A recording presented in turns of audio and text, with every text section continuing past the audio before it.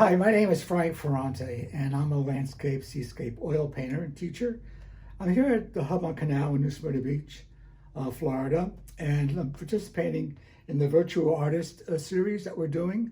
And so today, and as a teacher, one of the questions that I asked a lot of me is that when you know that a painting is finished.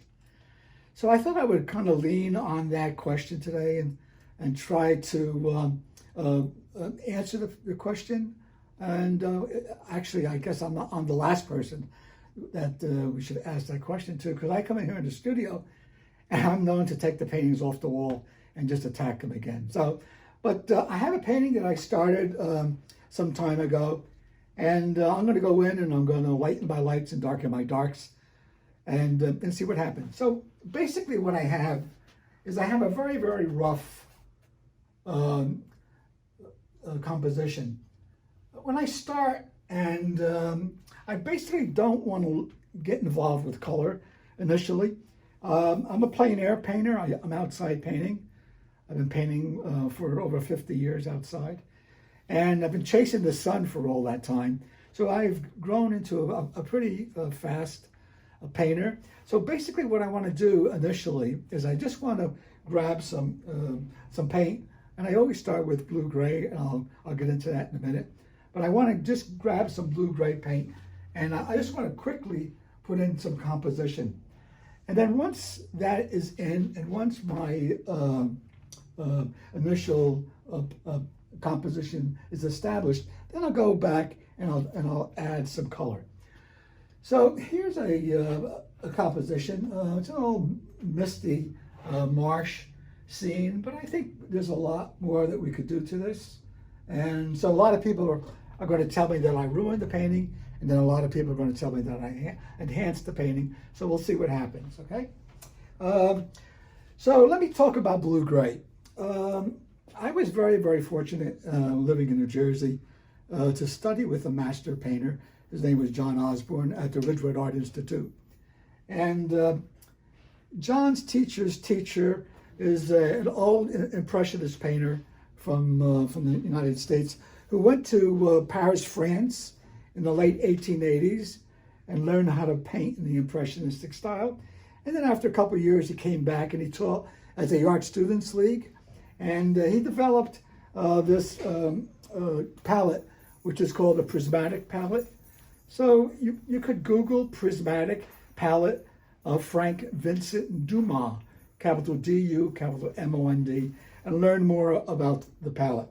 But and you'll notice that all of my paintings have a lot of blue-gray in it, because all of my paintings are very sky influenced. And so blue-gray is very, very easy to make. What we do is we just take a line of, 2 lines of white. To one, we add a little cobalt, and we mix that up. To the other, we add a little black. We mix that up, so we have a middle value gray, a middle value blue. We mix them together, and we have a blue-gray. So that's how I start all of my paintings, in blue-gray. So let me see. Because the sky influences everything on the ground, I'm going to come back and I'm going to go back into the sky as we get started and see what happens. Always grab a little blue-gray. What I do not do is I do not grab color and put it on the canvas. I always add atmosphere, the time of day, by adding a little blue-gray. So I'm going to add a little blue-gray, and to that I'm going to mix a little orange, and then perhaps let's see what we have. Looks too light.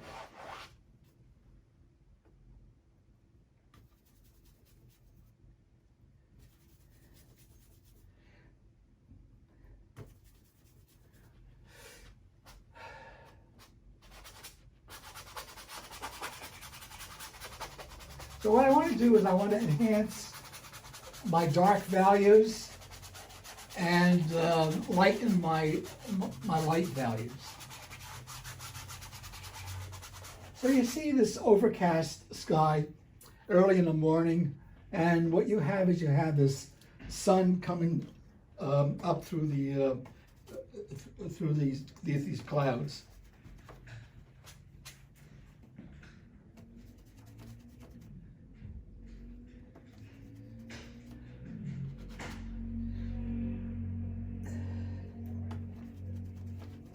So what I did is I took a little blue-gray, I added a little yellow to it, and let's see what happens here.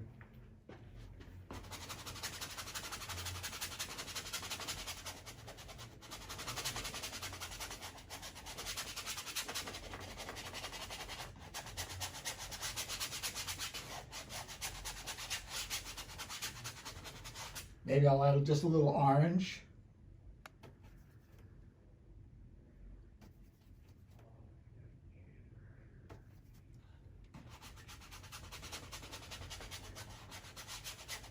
So you see there's this cloud that's here.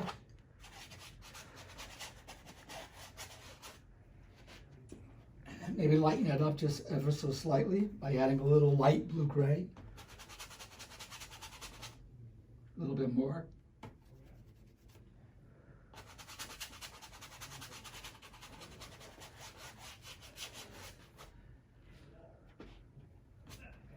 So a sky influences the ground. This part of the sky will influence this part of the ground.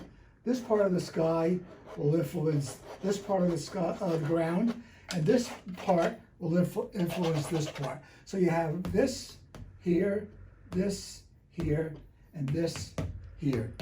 So while I'm doing this, I can come down in here at the same time.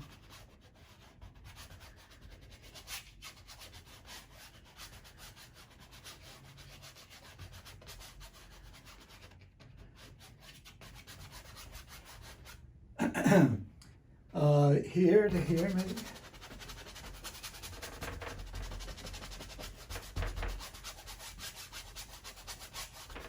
And we'll come back to this in a minute.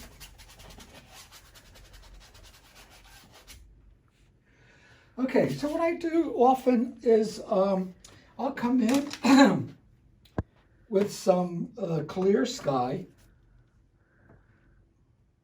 So I'm picking up some white and some cobalt blue. And I'm just going to kiss a little manganese into that cobalt blue. So I don't know if this is too light, so I'm just going to come up here.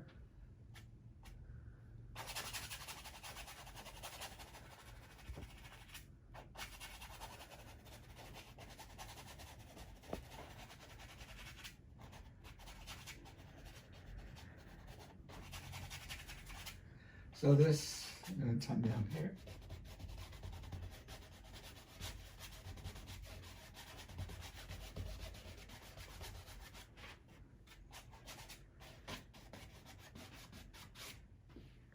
Okay. So let's come into this. I think I want to change some of this.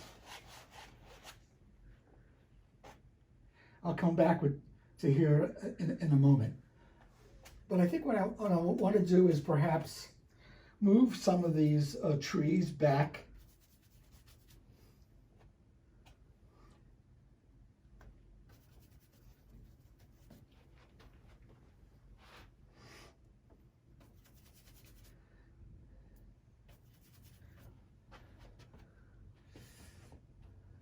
Just a little darker. And what I'm really doing is I'm trying not to add any color. This is all blue-gray. And the lighter the blue-gray, the further the trees are. You want to push some of these trees back. You're just making your blue-gray a little darker. So let's just come in here and add some trees. Maybe this guy here, he's further back too.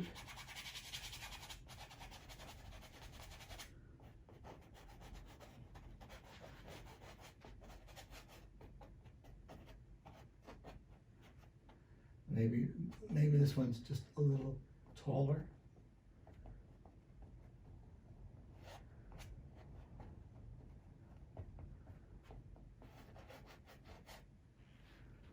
So what I'm trying to do is I'm going to take my water line and I'm going to move it back here. So this and give the painting some dimension. So these trees are here, and these trees are on the other side of this water line. And let's see what happens.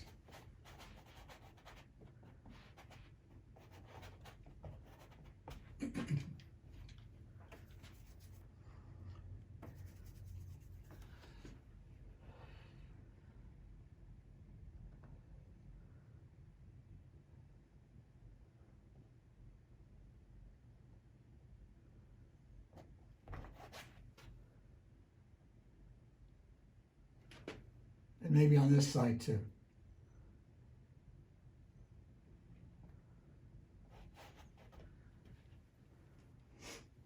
So let's go back to our tree.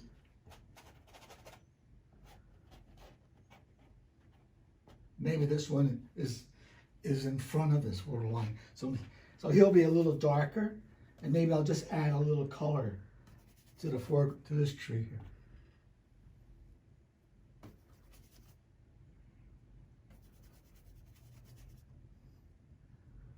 A little darker green and always a blue-gray. A little darker blue-gray, because this tree is coming forward, those trees are going back.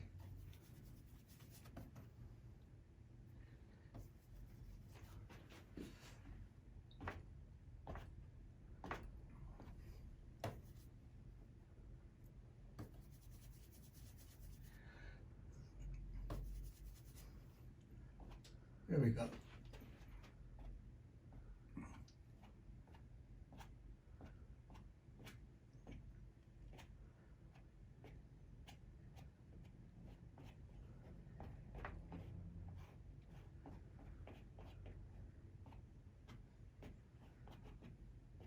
So now you see that this tree, maybe I'll put another one.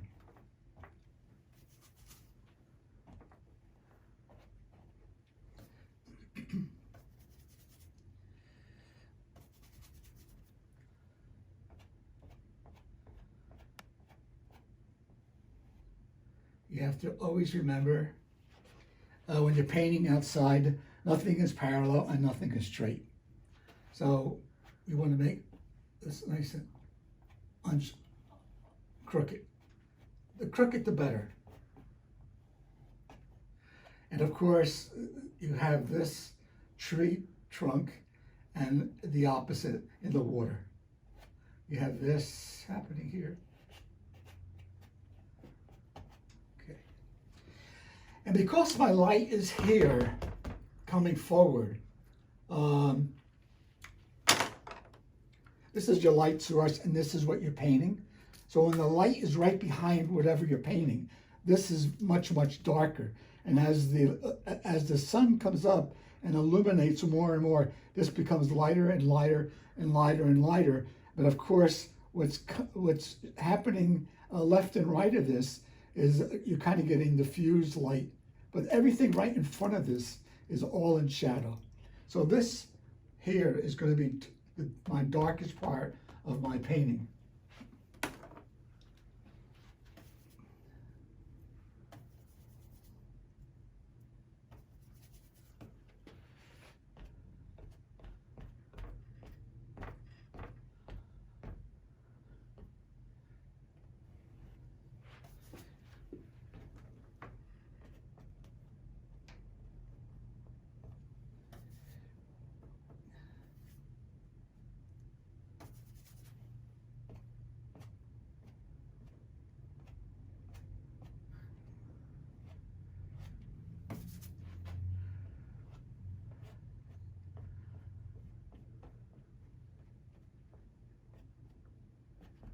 Now, if this is too dark, comparing this to here, what I would do is I would just lighten this up a little bit.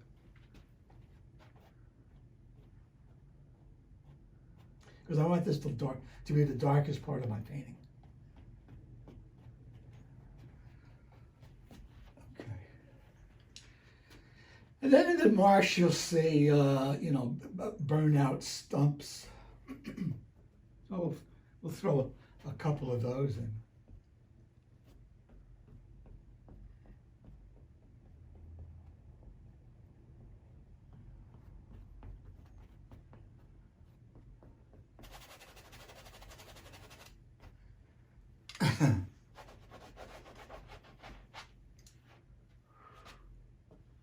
Okay, come over here.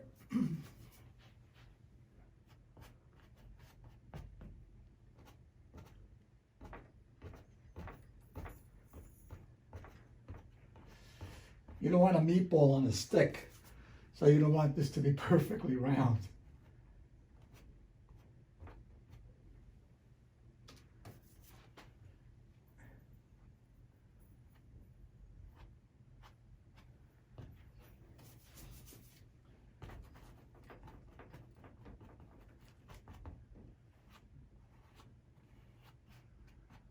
And then maybe we can soften these a little bit.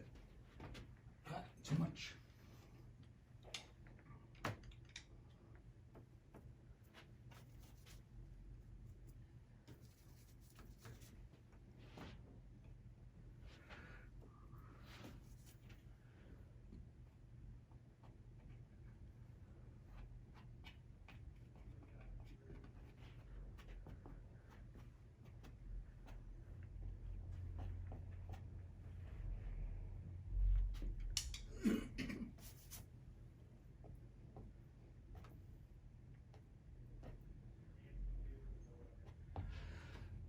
Okay.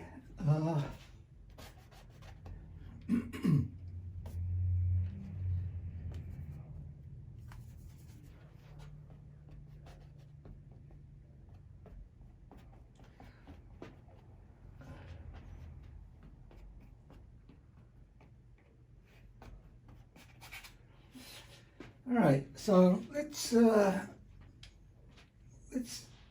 go into this. And what I'm going to do is I'm going to paint negatively. I'll show you what I mean. So what I'm going to do is I'm going to come around my positive,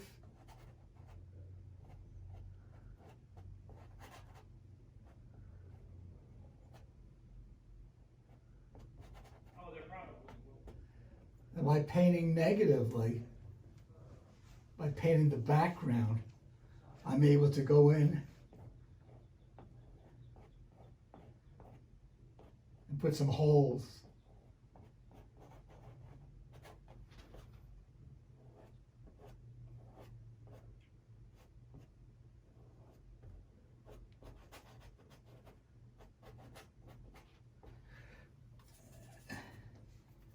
Do something to my water.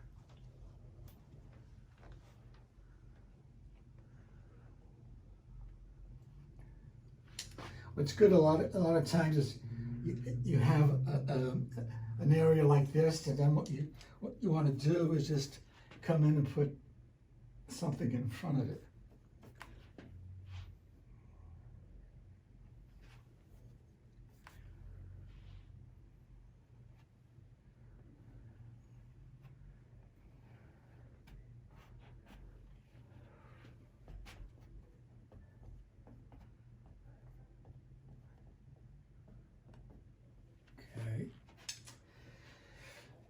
So now let's come down here, and what I'm going to do also is I'm going to start putting some shadows in my water.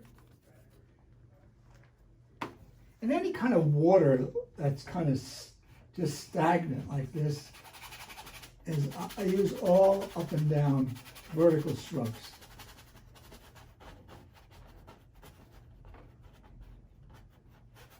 And I'll show you, this goes in here.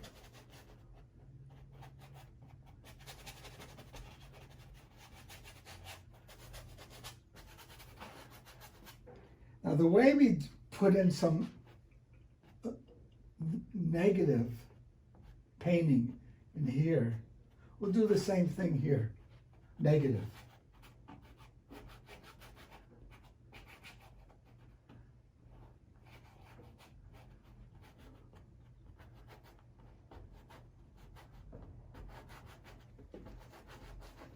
Come in here. Okay, now I'm going to grab some of my sky.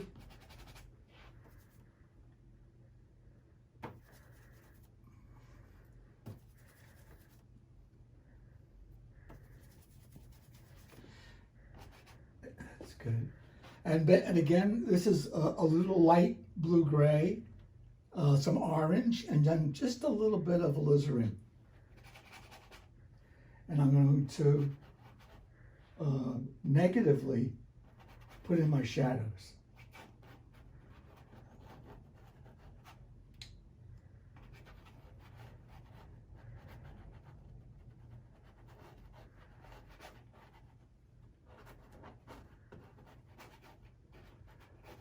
So you see, this is the highest guy, so you want this.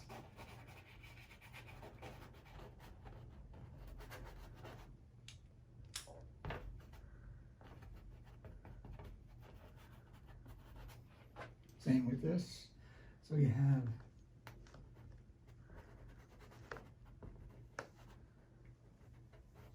and here too.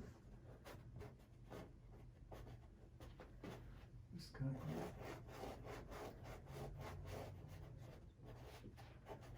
And some of these.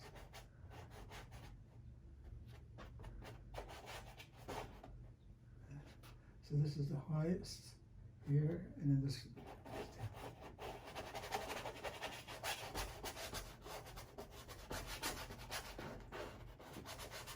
So all vertical.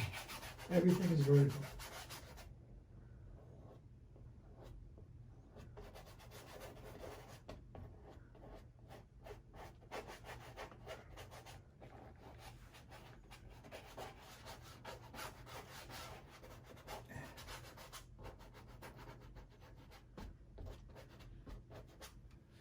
Okay, now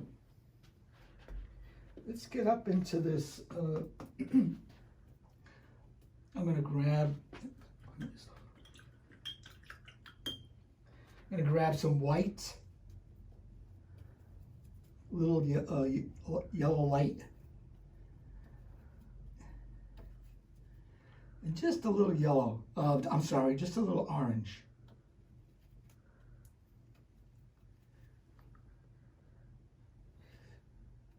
A little more.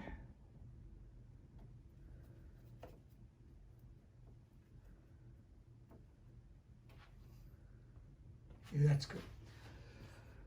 So this is my light source.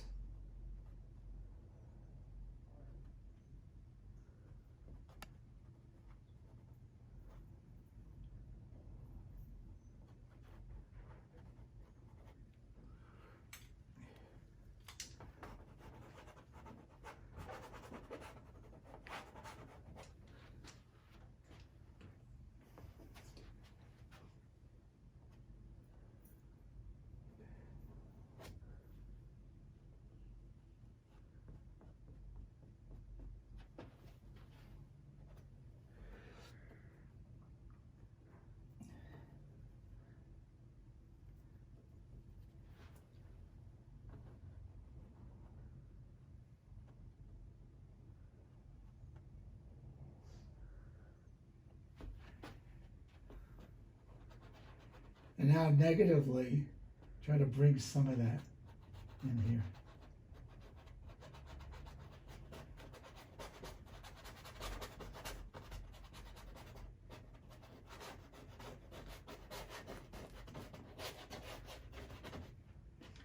Then we'll go back and we'll clean this up a little bit.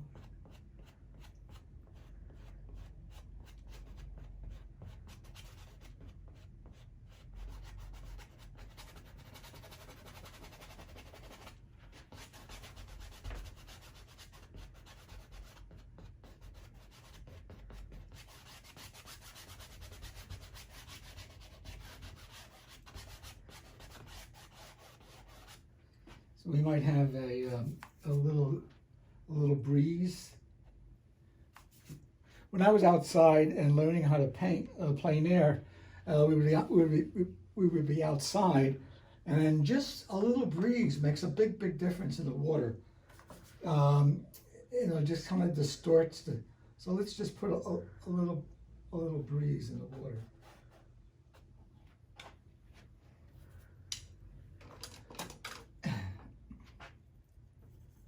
I want to go back.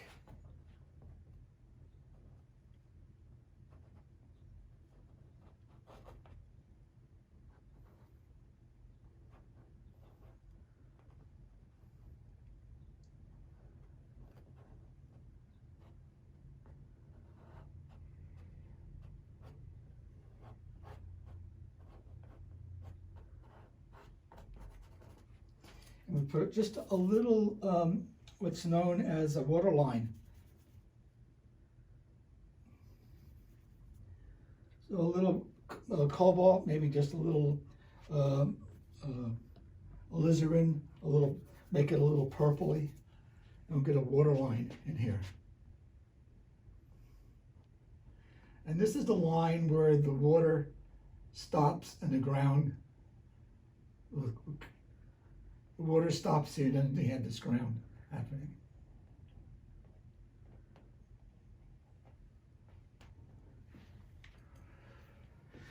All right.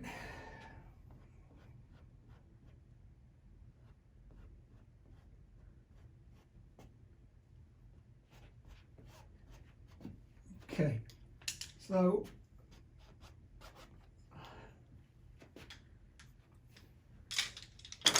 I'm just going to work on the foreground a little bit.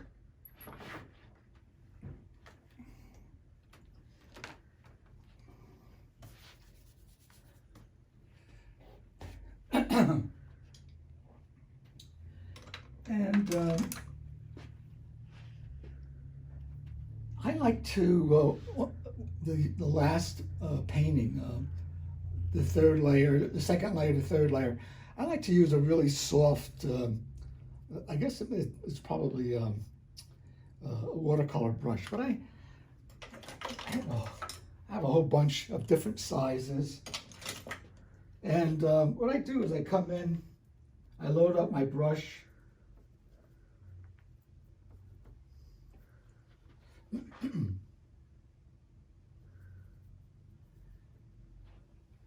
I'll load up my brush with some color, and this is blue-gray, dark blue-gray, a little orange, a little green. And what I want to do is I want to just come in, and you see how loosey-goosey this brush is? So it enables me to come right in here and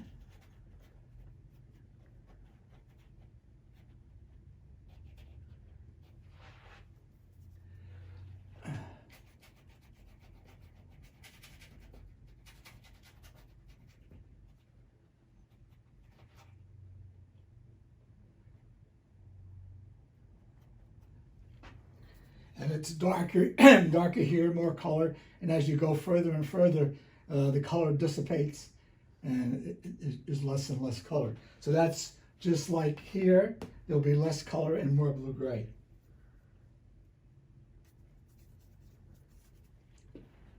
Come in here.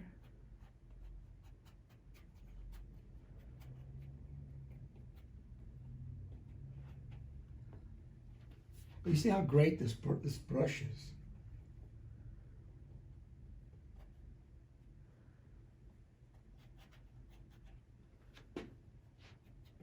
I use this brush a lot with seascapes. And here's a seascape that I've been working on. I just finished. And you take this brush with paint, the last part, and you can just, you know, gives that final over painting.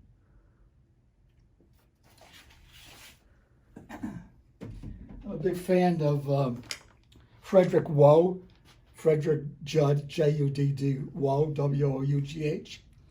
And Frederick Wough lived from 1860 to 1940.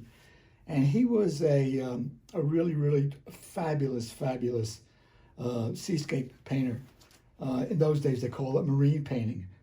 But he would work on large paintings, lighten his lights, darken his dark, let it dry, and then come back to it and come back to it. And then he would use these really soft brushes and get that kind of that final look. It's I guess it's the closest thing to glazing. I don't do any glazing, but I find that these brushes are just absolutely wonderful. So let me come in here.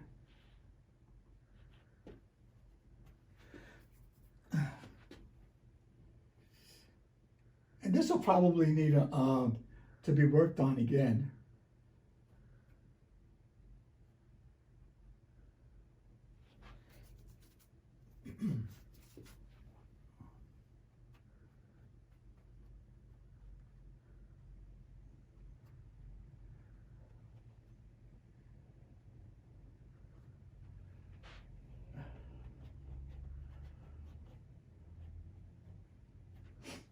And let me put some, I'm going to get some cobalt and white.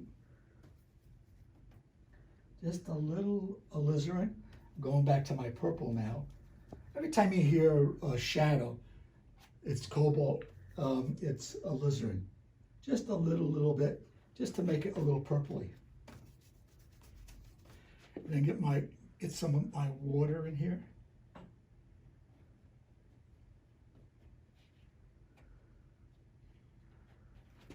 Here too. This side less, this side has my blue.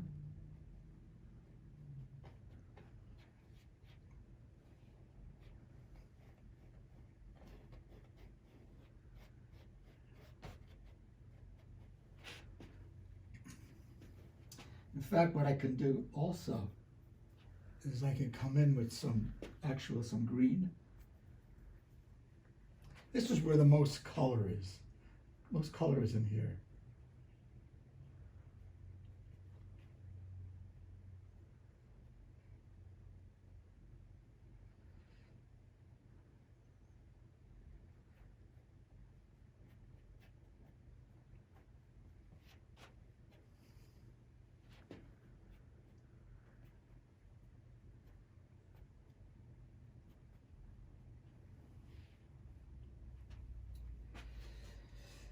And I'm going to take another of my nice, or maybe I can just clean this one. What I like about these brushes, look how nice and thin that is. So I'm going to load up my brush.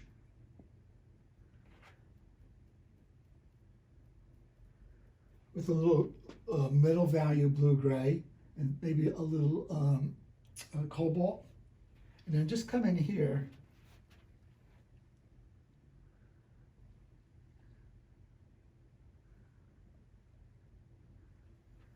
Maybe just a little lighter.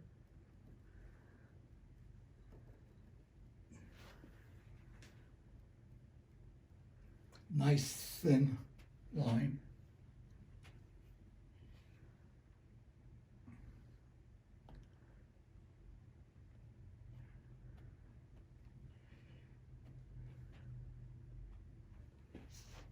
So thank you for watching.